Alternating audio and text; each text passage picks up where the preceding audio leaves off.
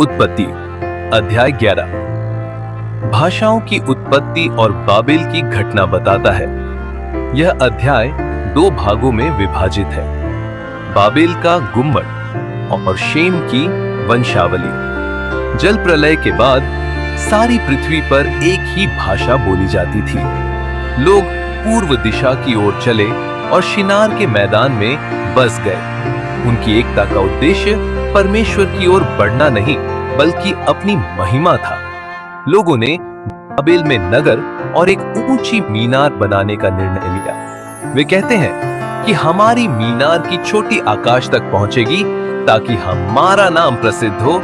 उन्होंने ईंटों और डामर का उपयोग किया और निर्माण शुरू कर दिया।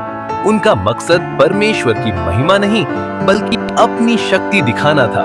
परमेश्वर ने यह देखा कि वे एक ही जगह रहकर अलग पहचान बनाना चाहते हैं। परमेश्वर ने कहा कि उनकी भाषा में गड़बड़ी डाल दी जाए ताकि वे एक दूसरे को न समझ सकें।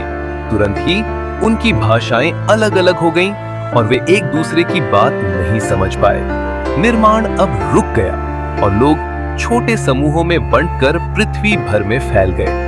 उस नगर का नाम बाबेल पड़ा क्योंकि यही भाषा में गड़बड़ी हुई थी।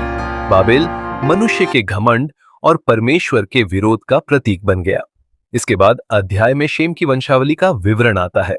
वंशावली में शेम, अर्पक्षद, शेलह और एबेर के नाम आते हैं। आगे पेलेग, रू, सरूग, नाहोर और तेरह का उल्लेख है। वंशावली यह दिखाती है कि परमेश्वर ने अपने योजना अनुसार परिवार को सुरक्षित रखा। पेलेगक का नाम, जिसका अर्थ विभाजन है, विशेष रूप से उल्लेखनीय है।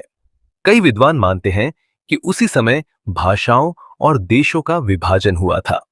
तेरह के तीन पुत्र थे, अब्राम, नाहोर और हारान। हारान का पुत्र लूत था और बाद में हारान की मृत्यु हो गई। अब्राम ने सारै से विवाह किया पर वे उस समय संतानहीन थे। तेरह अपने परिवार के साथ ऊर से कनान की ओर निकला पर वह केवल हारान तक पहुंचा।